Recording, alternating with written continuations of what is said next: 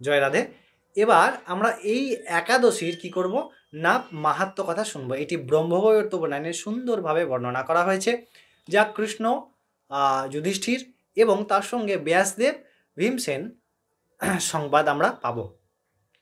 এক্ষেত্রে ভগবান শ্রীকৃষ্ণকে প্রশ্ন করলেন কে না যুধিষ্ঠির মহারাজ, যে আমি আপনার কাছে অপর একাদশীর কথা মাহাত্ম্য কথা শুনলাম, এরপরে আমি আপনার কাছে জ্যৈষ্ঠ মাসের শুক্লপক্ষের যে একাদশী সেই একাদশীর মাহাত্ম্য কথা, সেই একাদশীর নাম বিস্তারিত জানতে আগ্রহী। ভগবান শ্রীকৃষ্ণ অবশ্যই খুব আনন্দিত হয়ে প্রশ্নের উত্তর স্বরূপ বললেন যে হে যুধিষ্ঠির মহারাজ, আমার থেকেও এই কথা ভালোভাবে আপনাদেরকে কে শোনাবেন না মহর্ষি বেদব্যাস।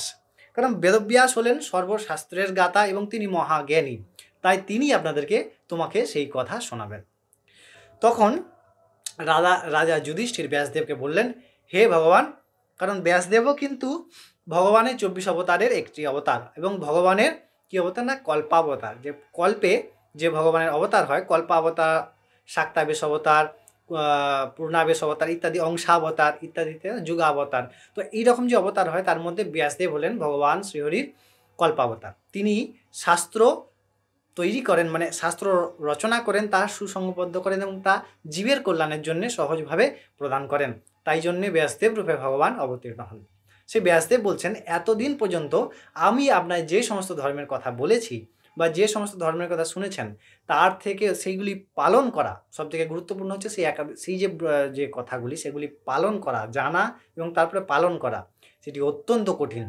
এবং আমি আজকে আপনাকে এমন কিছু ধর্মের কথা শোনাবো বা ব্রতের কথা শোনাবো যেটি অত্যন্ত সহজেই এত কঠিন নিয়ম না পালন করেই কিন্তু আপনি সেই সমপরিমাণ কল্যাণ বা তার থেকেও বেশি কল্যাণ সাধন করতে পারেন বা নিজেকে কল্যাণিত করতে পারেন। এই প্রসঙ্গে ভীমসেন যে একাদশীর যে বিষয়টি সেটি প্রশ্ন তুলেছেন, যে প্রধানত এই যে জ্যৈষ্ঠ মাসের শুক্লপক্ষের একাদশী, সেই জ্যৈষ্ঠ মাসের শুক্লপক্ষের একাদশী কি হচ্ছে না নির্জলাভাবে পালন করা প্রয়োজন। এবার এই একাদশী কিন্তু পঞ্চপাণ্ডবের চারজন পাণ্ডব, যুধিষ্ঠির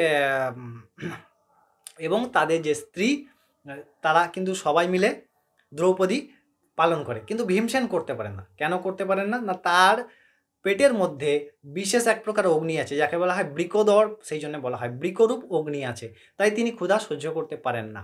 তাই ব্যাসদেব বলছেন, যিনি এই একাদশী নির্জলা রূপে পালন করতে পারবেন তিনি অন্যান্য একাদশী নাগুলো পালন না করলেও তিনি সমস্ত প্রকার একাদশীর ফল লাভ করতে পারবেন এবং তার থেকে আরও বেশি ফল লাভ করতে পারবেন।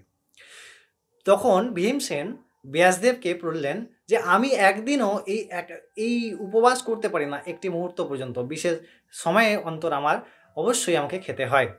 তাই আমাকে সারা বছরে যদি অনেক ব্রতের কথা বলেন তাহলে আমি পারবো না।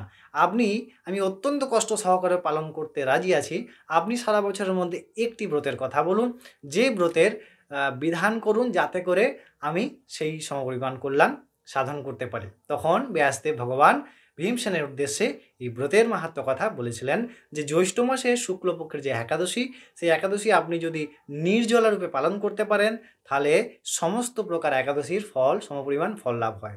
এবং এই একাদশীর দিন সম্পূর্ণ নির্জলা থেকে ভগবৎ শ্রী হরি গুণকীর্তন, ভগবৎ আরাধনার মাধ্যমে প্রবাহিত হয়ে এবং পরের দিন যে দ্বাদশী, সেই দ্বাদশীর দিন ভগবান শ্রীহরির চরণ ধুইয়ে বা ভগবানকে স্নান আদি পূজা অর্চনা, ব্রাহ্মণ ইত্যাদিকে সাধু বৈষ্ণবকে কি দান দক্ষিণা করলে নিশ্চিতভাবে আপনার পরম কল্যাণ হয়। তাই আপনি এইভাবে করুন, নিশ্চিতভাবে হে ভীমসেন আপনারও এই একাদশীর বিশেষ মাহাত্ম্য প্রাপ্তি হবে এবং আপনিও পরম কল্যাণ লাভ করবেন। এই কথা শুনে ভীমসেন অত্যন্ত আনন্দিত হলেন এবং তিনি এই একাদশীর জন্যে ব্রত পালনের জন্যে কী করলেন না উদ্যোগ করলেন এবং এই একাদশী ব্রত পালন করলেন। তাই এই একাদশী অত্যন্ত মহামহিম। অবশ্যই আপনারা আপনার নিজের গুরুপাঠ এবং আপনার আচার্য সম্প্রদায়ের যে নিয়ম আছে সেই নিয়ম মেনে একাদশী পালন করুন, নিজে করুন এবং বাকি সবাইকেও আপনার বন্ধুবান্ধব পরিবার পরিজনকে করতে সাহায্য করুন। তো তখন আপনারা অনেক ভালো থাকবেন, আনন্দিত থাকবেন। জয় রাধে, জয় নিতাই চৈতন্য।